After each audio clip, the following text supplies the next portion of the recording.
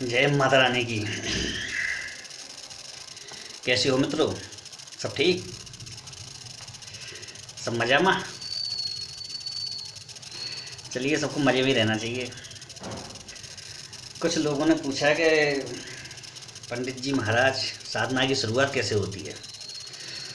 तो मित्रों, मैं अपने खुद के ही अनुभव डाल देता हूँ ना, बाद में और दूसरी चीज़ डालने की क्या ज़रूरत है, या किताब में से सोचने की क्या ज़रूरत है कि साधना की शुरुआत कैसे होती है। आप मेरे खुद के अनुभव लो और खुद के एक्सपीरियंस लो। मैंने एक बात बताऊं मित्रों, मैंने ज़्यादातर साधकों के एक्सपीरियंस देखे हैं। तो वो लोग जिसमें से क्या 99% हैं ये, तो मैं उन बड़े बड़े तांत्रिक उनमें भी रहता हूँ, ग्रुपों में भी रहता हूँ।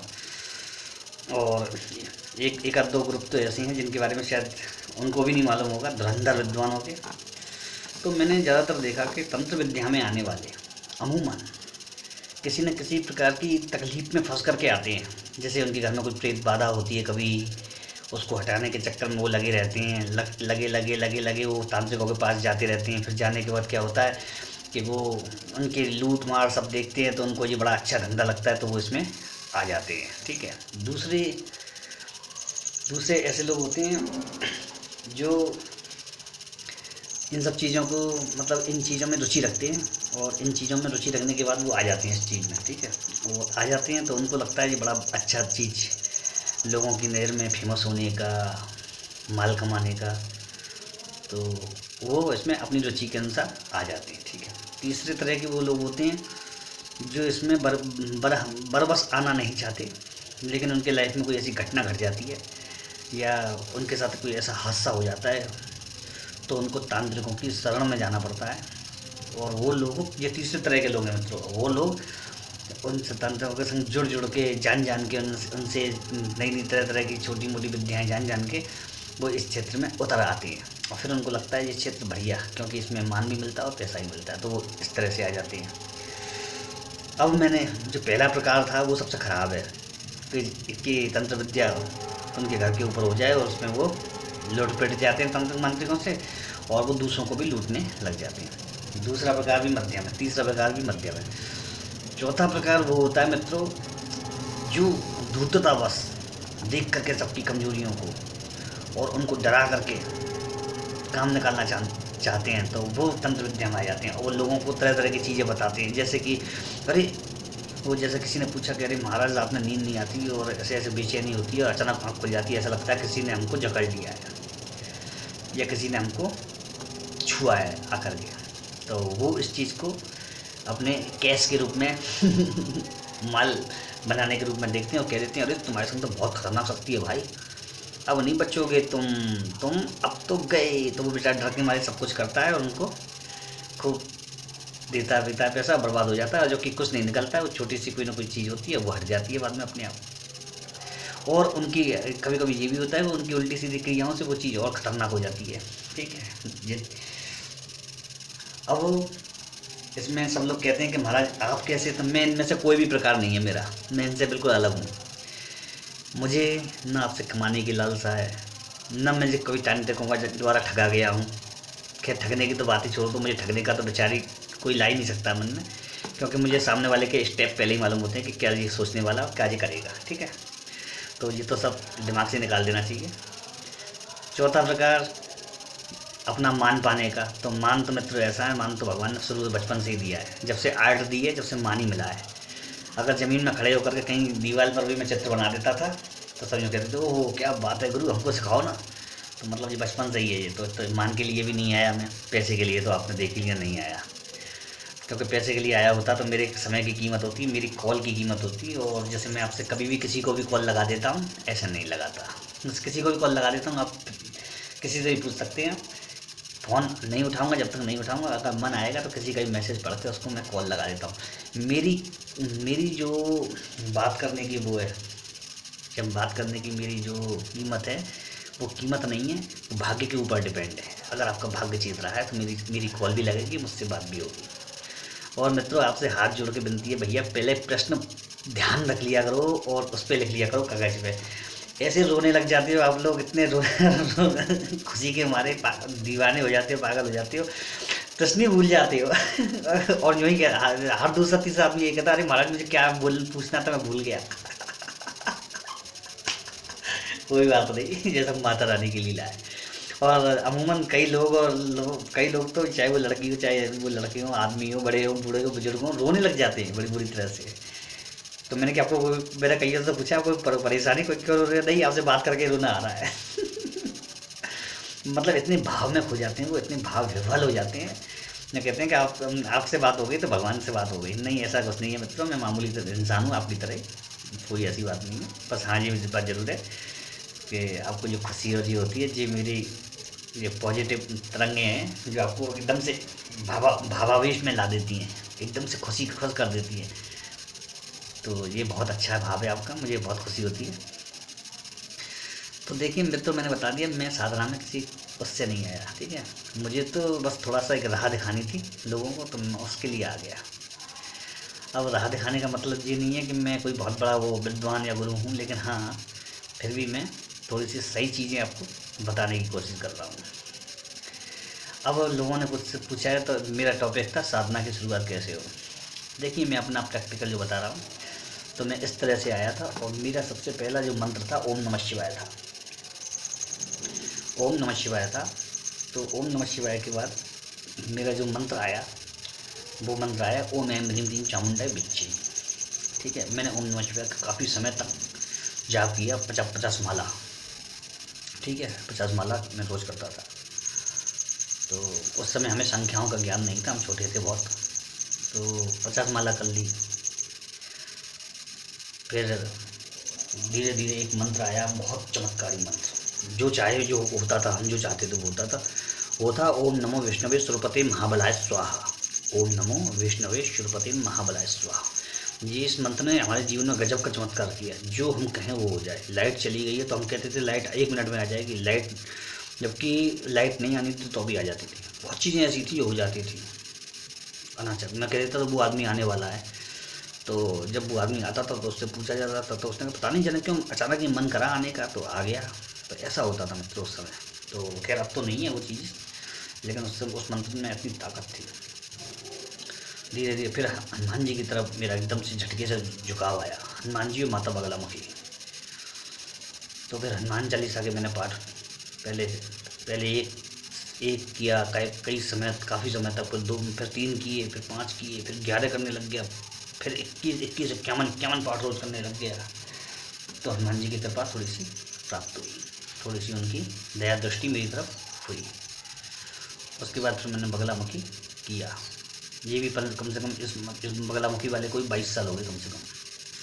तो बगलामुखी किया। उसके बाद मैंने बगलामुखी और हनुमान के वो चमत्कार देखे, मैंने इन्हीं को उद्देश्य बना लिया। तो उसी तरह से मित्रों मैं इसमें आ गया। एक चीज़ और है, जैसे कि साधना के क्षेत्र में एक चीज़ और ध्यान रखना, अगर किसी आप उद्देश्य के लिए आ रहे हैं तो उद्देश्य आपका अच्छा होगा तो देवता आपकी अपने आप सपोर्ट करेगा। आपने कभी नहीं होगा देखा होगा मुझे परेशानी में या नेगेटिविटी में या उदास या हताश, क्योंकि वो चीज़ें मैं जानता ही नहीं क्या चीज़ें होती हैं। ये जैसे हमारे बजरंग बली खुश रहने वाले, चिरंजीवी रहने, मज़ा करने वाले, वो उसी तरह का व्यवहार मुझे अच्छा लगता है। आप सब मुझे, चलिए मैं आप सबको एक ऑप्शन देता हूँ, मेरी उम्र बताइएगा, आप सब गैस करिएगा, ठीक है, मैं नहीं बताऊँगा। तो मित्रों शुरुआत ऐसे होती है, पहले आप कोई भी गणेश जी का मंत्र ले लीजिए। हमारी जैसे शुरुआत नहीं करें तो बढ़िया रहेगा। हमने तो सीधा ओम नमः शिवाय ऐसे किया था। गणेश जी तो बाद में ध्यान आए थे, हमें 10 साल बाद में गणेश जी ध्यान आए थे। मैंने गणेश जी, अरे मेरी गणेश जी की पहले उपासना होती है, पूजा पहले होती है, अरे बाबा गलती हो गई। लेकिन फिर गलती पर पछताए का हो जब भगवान ने पकड़ लिया हाथ। तो इस तरह से मित्रों,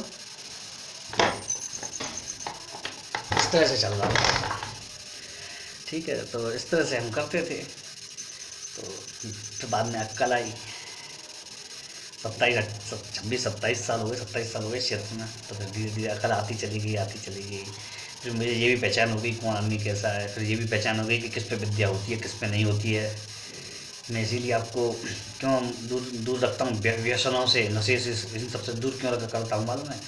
क्योंकि मैंने जितने भी देखे, भले वो उन पर कितनी भी शक्तियाँ देखी, लेकिन उनकी शक्तियाँ न तो स्थिर होती हैं और न ही वो उनकी मदद करती हैं खुद की। अगर उनके पास व्यसन है कोई, वो छोटा मोटा काम जरूर कर लेते हैं दूसरों का, बाकी कोई मदद उनकी खुद की नहीं होती है। वो परेशान ही रहते हैं हमेशा किसी न किसी तरीके से। कभी वो आदमी से परेशान होंगे, कभी हारी बीमारी से परेशान होंगे, कभी कोई व्यक्ति उनको परेशान करेगा, कभी भी कुछ भी मतलब उन पर कंटक बना रहता है। तो वो सब चीज़ें हैं। गणेश जी का मंत्र पकड़ लीजिए साधना के लिए। पहले दिन ओम गम गणपते सर्व कार्य सिद्ध कारणे स्वाहा, ओम गम गणपते सर्व कार्य सिद्ध कारणे स्वाहा, या फिर ओम नमो गणपते सर्व विघ्न हराय नमो सॉरी ओम नमो गणपते सर्व विघ्न हराय नमोस्तुते, ओम नमो गणपते सर्व विघ्न हराय नमोस्तुते, ये वाला। ओम गम गणपति नमः तो आप सब सभी जानते हैं, ओम श्री गणेशाय नमः भी जानते हैं, ओम गम गणपति विघ्न विनाशने स्वाहा भी सभी जानते हैं। तो इसमें से एक मंत्र कोई भी आप ले लीजिए, इस मंत्र की एक माला रोज जाप कीजिए, ठीक है। इस मंत्र की मैं मित्रों एक रहस्यमयी बात बताता हूँ आपको। गणेश जी जो देवता हैं हमारे, वो अगर हमारी कुंडली में अगर केतु बिगड़ा हुआ है तो गणेश की पूजा बहुत उत्तम है, बहुत उत्तम है। गणेश जी उस केतु को ख़त्म कर देते हैं, उसके प्रभाव को बिल्कुल। तो एक चीज़ मैंने बहुत बढ़िया बताई मित्रों। मैं आपको भूल गया, मैं आपसे कहना चाहता था, चाय पी लो, चीयर्स, ठीक है। ज़्यादा नहीं पीते, दिन में 12 चाय पीते हैं, लेकिन शरीर पर कोई प्रभाव नहीं है, दुष्प्रभाव नहीं है मित्रों, ध्यान रखना। तो ये चीज़ मैंने आपको बता दी, इस तरह से आपको करना चाहिए, ठीक है। गणेश जी के बाद आपको अगर आपको कोई उठाना है देवता, तो अगर सूर्य भगवान ले सकते हैं तो बहुत अच्छा है, सूर्य भगवान ही कर सकते हैं, बहुत अच्छा है। अगर आपका शनि खराब है या खतरनाक है तो सूर्य भगवान की उपासना थोड़ी सी कष्टकारी हो सकती है, लेकिन सफल अवश्य होगी, क्योंकि पिता पुत्र का आंकड़ा है। मतलब सूर्य भगवान की उपासना से एक फ़ायदा ये होता है कि आपको नाम सम्मान यश मान जरूर मिलता है, और आपकी बदनामी किसी भी क्षेत्र में नहीं होती है, आप किसी भी क्षेत्र में फंसते नहीं हो। तो ये आपको एक पॉजिटिव पॉइंट दे दिया मैंने, ठीक है। और इसके बाद आपको देवी माता की उपासना उठा सकते हैं, देवी की कोई भी पूजा कर लीजिए। अगर देवी की आप पूजा कर रहे हैं, देवी माता की आप पूजा कर रहे हैं, तो आपका एक तो राहु शांत हो जाएगा, ठीक है, और एक आपको शुक्र अच्छा फल देगा, ये दोनों चीज़ें बदल जाएंगी। तो अगर देवी की भी पूजा कर सकते हैं आप, ठीक है।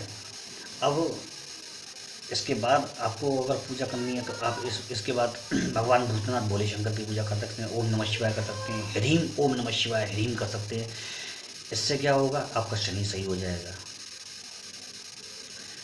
ग्रहों का भगवान के साथ बहुत गहरा संबंध है।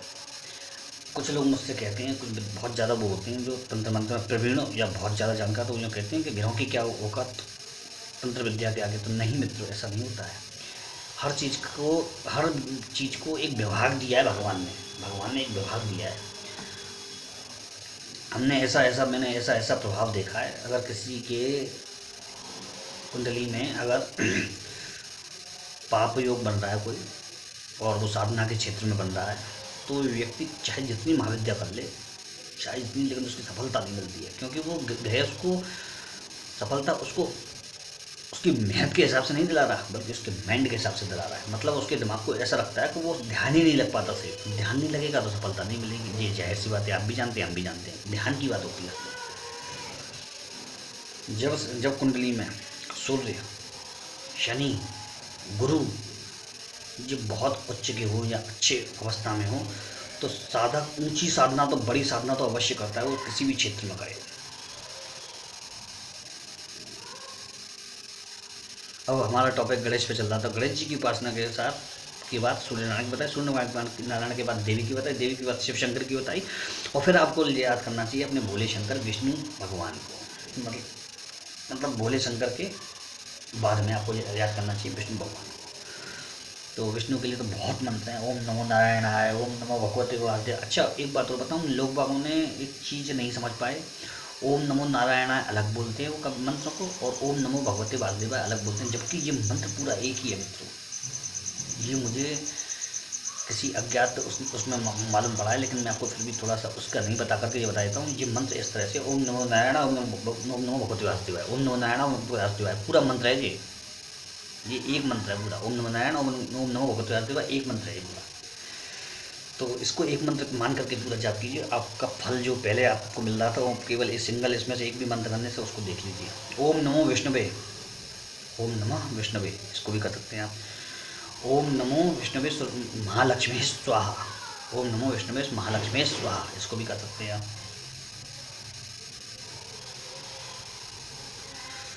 तो इस तरह से मतलब साधना में चलना चाहिए आपको। और साधना में कभी भी एक चीज़ ध्यान रखना, कभी भी किसी भी देवता को छोटा मान के नहीं चलना चाहिए। कुछ लोग क्या होते हैं कि देवी का कर रहे हैं तो गणेश जी को हल्का मानेंगे, कम ताकत है इनमें, सरस्वती जी को हल्का मानेंगे, ऐसा नहीं है।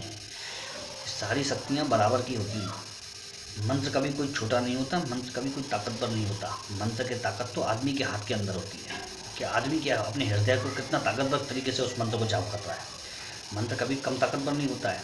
जो बीज होते हैं, जैसे सरस्वती का बीज एम है, माया बीज ह्रीम है, बगलामुखी बीज ह्रीम है, गणेश बीज गम है, वो शिव जी बीज होम है, हनुमान बीज हूम है। ये सब बीजों में ये है मित्रों कि इन सब में ताकत तो न पूरी है। तो आपके ऊपर है कि आपके ऊपर कौन सा सूट कर रहा है, ऑब्जर्व कर रहे हैं आप, किसको ऑब्जर्व कर रहे हैं, किसकी एनर्जी आप सोख रहे हैं।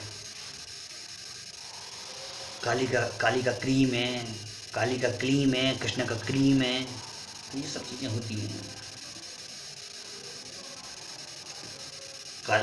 तारा का स्त्रीम है, सब बीजों का खेल है। बीजों की मित्रों में मैं भगवान की दया से बहुत पकड़ रखता हूँ। मैं आपको पूरा बीज का भी किसी दिन पूरा ज्ञान दूंगा, पूरे बीज बताऊंगा आपको कि किस तरह से इनको किया जाता है। अग्नि तत्व लगा दो किसी भी मंत्र में, अग्नि तत्व रम अगर लग रहा हो, रम, तो वो मंत्र तेज है, समझ लीजिए।